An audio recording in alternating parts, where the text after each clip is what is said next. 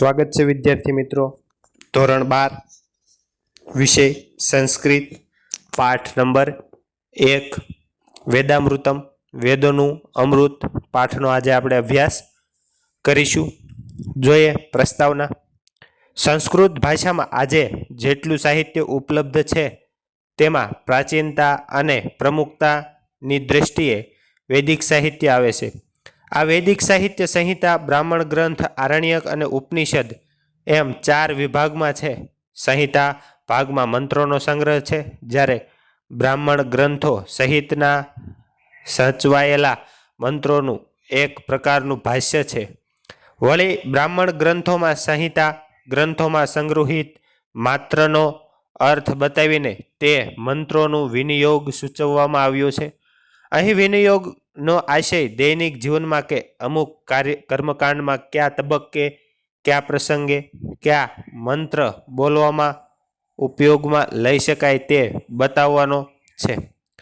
આ પરંપરામાં રહીને પ્રસ્તુત પાઠમાં દૈનિક જીવનના પ્રારંભમાં ઉપયોગી બની રહે તે માટે પ્રણમાંજલિ, પ્રાર્થના, સંકલ્પ અને વેદોપદેશ એ 4 શીર્ષક ઋગ્વેદ, યજુર્વેદ અને અથર્વવેદના છે. 6 મંત્રો પસંદ કરીને મૂકવામાં આવ્યો છે. દૈનિક જીવનનો પ્રારંભ પ્રણમાંજલિથી થાય છે. ઇષ્ટ છે.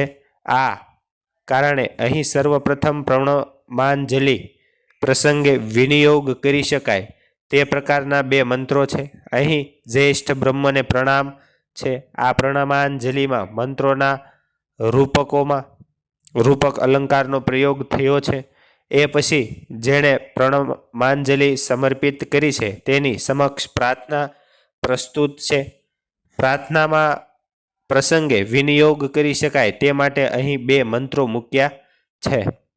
પ્રથમ મંત્રોમાં એકી સાથે 6 બાબતોની અને દ્વિતીય મંત્રમાં મેધાની પ્રાપ્તિ માટેની પ્રાર્થના છે.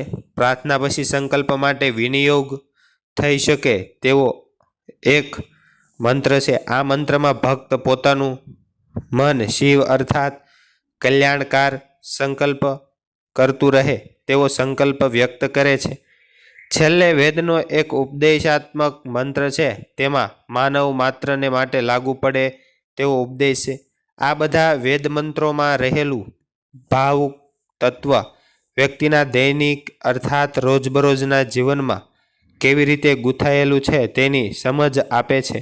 વળી આ ભાવ તત્વ બધા જ કાળમાં અને બધા જ સ્થળમાં એક સમાન રીતે ઉપયોગી થઈ પડે તેવું છે. તેમાં કોઈ વ્યક્તિ કે જાતિનો, સ્થળને કાળનો કોઈ ભેદ દ્રષ્ટિગોચર થતો નથી. 1 નંબરનો શ્લોક જોઈએ. પ્રણમાંજલિ એટલે કે પ્રણામ કરવું. યસ્ય ભૂમિ પ્રમાંતરિક્ષ મુતોદરમ દિવ્યમ યશ્ચક્રે મૂર્ધાનમ તસ્મે જ્યેષ્ઠાય બ્રહ્મણેન નમઃ.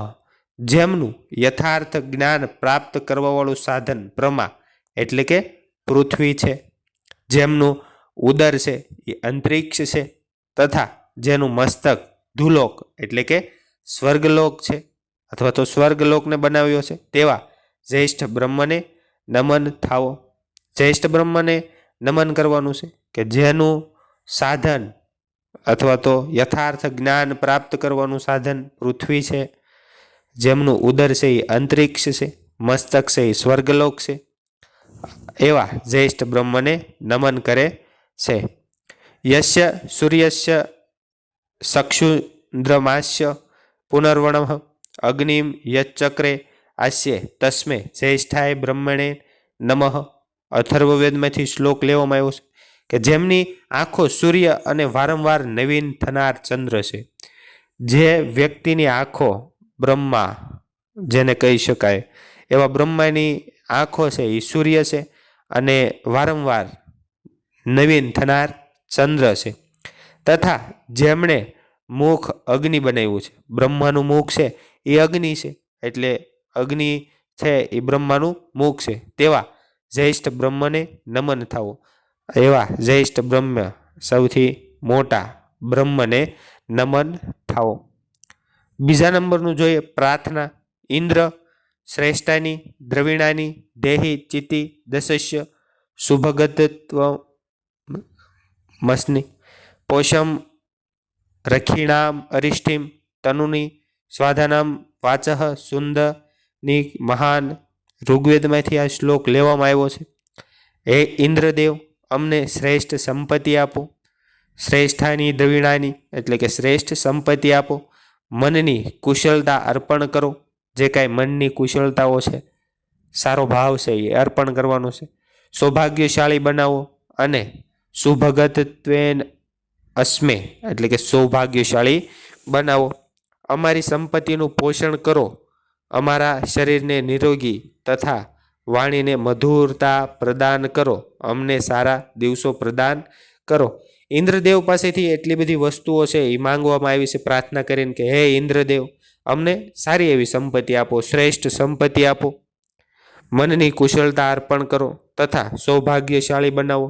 અમારી જેટલી પણ સંપત્તિ છે એનું પોષણ કરાવો. અમારા શરીરને નિરોગીતા રાખવું, શરીર એકદમ સ્વસ્થ રાખો.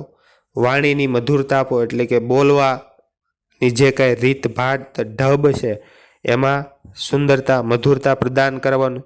અમને સારા દિવસો પ્રદાન કરો અને સુખમય દિવસો છે એ પ્રદાન કરવાના છે. ઇન્દ્રદેવ પાસે એટલી બધી વસ્તુઓ છે એ માંગી લીધી છે. પછી મેધામે વરુણો દદાતુ મેઘામ અગ્નિ પ્રજાપતિ મેઘામ ઇન્દ્રિશ્ય વાયુષ્ય મેઘા દાતા દદાતુ મે સ્વાહા. મેધા કે હે વરુણદેવ, હે પ્રજાપતિ અગ્નિદેવ, હે ઇન્દ્રદેવ, હે વાયુદેવ તથા હે દાતા. દાતા દેવ એટલે બ્રહ્મા. અમને મેધા એટલે કે બુદ્ધિ આપો. તો આગળના શ્લોકમાં એવું છે કે ઇન્દ્ર પાસેથી ઘણી બધી વસ્તુઓ માંગી લીધી છે, પણ અહીંયા ઘણા બધા દેવતાઓ પાસેથી માત્ર એક બુદ્ધિ માંગવામાં આવી છે. ત્રીજા નંબરનું જોઈએ, સંકલ્પ એટલે કે શુભ સંકલ્પ કરવો. સુષ્મા ભીરમ સ્વાનયમ યસ્માનું તે નિયતે અંગી ભીવો જીનઃ ઇવ અત્પ્રષ્ટિતિમ યદે જીરમ જર્વિષ્ઠમ તન્ન મનઃ શિવસંકલ્પમ મસ્તુ. જેવી રીતે એક સારો સારથી અશ્વ ઉપર કાબુ રાખે છે. અશ્વ હાંકનાર સારથી છે એ પોતાનું તન મન ધનથી અશ્વ ઉપર કાબુ રાખે છે. એવી જ રીતે મન મનુષ્ય પર કાબુ રાખે છે. જેમ એક સારો એવો સારથી છે એ અશ્વ પર કાબુ રાખે છે, એમ આપણા શરીર છે એને કાબુ રાખવાનું કામ છે એ મન કરે છે. તેવું હૃદયની અંદર પ્રતિષ્ઠિત હંમેશા યુવાન રહેવાવાળું એવું મન છે એ હૃદયની અંદર કેવું છે? પ્રતિષ્ઠિત છે. અને કેવું છે? હંમેશા યુવાન રહેવાવાળું, હંમેશને માટે યુવાન રહે છે અને અત્યંત વેગવાન છે. અત્યંત વેગવાન અથવા તો અત્યંત વેગવાળું છે. મન શુભ સંકલ્પવાળું થવો અને એવા જ મનને સારો એવો સંકલ્પ છે એ આપો અથવા તો સંકલ્પવાળું થાવ. ચોથા નંબરનું છે વેદોપદેશ જોઈએ. મધુમાં અન્નમ વિંદતે અપ્રેચતેતા સત્યમ બ્રવીમી વધ ઇત સ તસ્ય નારણ્યમયમ પુણ્યતિ ન સાયમ કેવલાધો ભવતી કેવલાદી. ઋગ્વેદમાંથી આ શ્લોક લેવામાં આવ્યો છે અને વેદમાંથી જે કાંઈ ઉપદેશ મળ્યો તે આમાં રજૂ કરવામાં આવ્યો છે. તો કે પ્રકૃષ્ટ જ્ઞાન વગરનો, જેની પાસે જ્ઞાન નથી તેવો માણસ, દાન કરવાનો જેના મનમાં વિચાર નથી. કેવા માણસની વાત છે?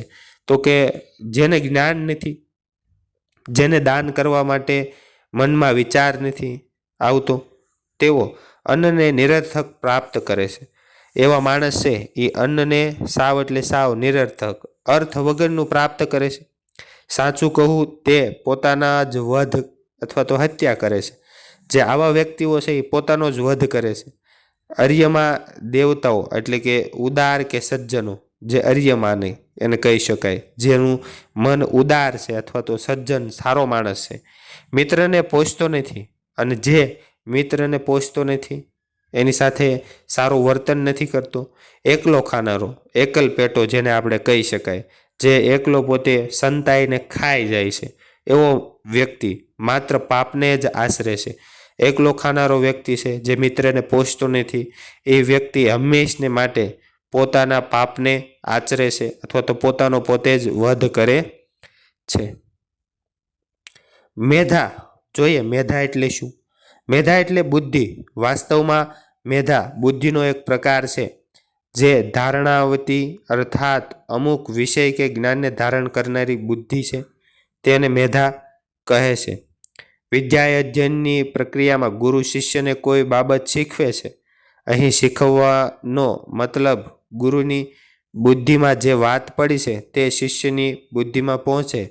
ગુરુના વ્યાજબી પ્રયત્નથી શિષ્યની બુદ્ધિમાં જે તે વાત પહોંચે તો તે પણ તે અટકતી નથી, વિસ્મરણીય થઈ જાય છે. પરંતુ જો શિષ્યની પાસે મેધા હોય તો ગુરુ પાસેથી પ્રાપ્ત કરેલું જ્ઞાન શિષ્યની બુદ્ધિમાં કાયમ માટે સ્થિર થઈ જાય છે. પ્રસ્તુત મંત્રમાં આ પ્રકારની ધારણાવતી બુદ્ધિની પ્રાર્થના કરવામાં આવી છે. પછીનું જોઈએ. શિવ સંકલ્પમ મનઃ. મનને એક ઇન્દ્રિય તરીકે માનવામાં આવે છે. તે જ્ઞાનેન્દ્રિય અને કર્મેન્દ્રિય એમ બંને ઇન્દ્રિયની ભૂમિકા અદા કરે છે. વળી મનને સંકલ્પ અને વિકલ્પાત્મક તરીકે પણ ઓળખવામાં આવે છે. સંકલ્પ અને વિકલ્પ એ એક રીતે તો વિચારની દિશાએ છે. સંકલ્પમાં જે તે કાર્યને કરવાનો દ્રઢ નિર્ધાર હોય છે અને વિકલ્પમાં કરું કે ન કરું એમ એ પ્રકારની દ્વિધા હોય છે. સંકલ્પ આવકારદાયક છે, વિકલ્પ નહીં. આવકારદાયક સંકલ્પની પણ બે દિશાઓ છે, જે શિવ અને અશિવ. શિવ એટલે કલ્યાણકારી છે તેવું, અને અશિવ છે એ કેવું હોય છે? અકલ્યાણકારી. અહીં સંકલ્પની દિશા હંમેશા શિવની રહે, કલ્યાણની રહે તેવી કામના કરવામાં આવી છે. શિવ સંકલ્પ કરીને માણસ જે કર્મ કરે છે તે પુણ્ય કર્મ બની જાય છે, જ્યારે શિવેતર સંકલ્પ એટલે કે શિવ વગરનો જે કાંઈ સંકલ્પ કરે છે અને કર્મ કરવામાં આવે છે તે પાપ કર્મ બની જાય છે. આથી માણસનું મન હંમેશા શિવ સંકલ્પ કરનારું બની રહે છે તેવી આ વેદ મંત્રમાં પ્રાર્થના છે. જોઈએ વિકલ્પો. દિવ્યમ યત ચક્રે, તો એમાં શું આવશે? મૂર્ધાનમ. તનું નામ ખાલી જગ્યા દેહી અરિષ્ટિમ. મેઘા મે ખાલી જગ્યા દદાતું. ઇન્દ્ર પાસેથી મેધા છે એ માંગવામાં આવી છે. માનવસ્ય મનઃ કીદૃશમ વર્તતે હત પ્રતિષ્ઠમ કહ મોઘમન્ન વિંદતે અપ્રચેતા. તો વિદ્યાર્થી મિત્રો, આપને આ વિડીયો ગમ્યો હોય તો લાઇક, શેર અને સબસ્ક્રાઈબ કરવાનું ભૂલતા નહીં. સરળ સંસ્કૃત સાથે જોડાયેલા રહેજો. ટૂંક સમયમાં બીજો વિડીયો છે, બીજા પાઠનો વિડીયો છે, આપને મળશે. આભાર. Thank you. ધન્યવાદ.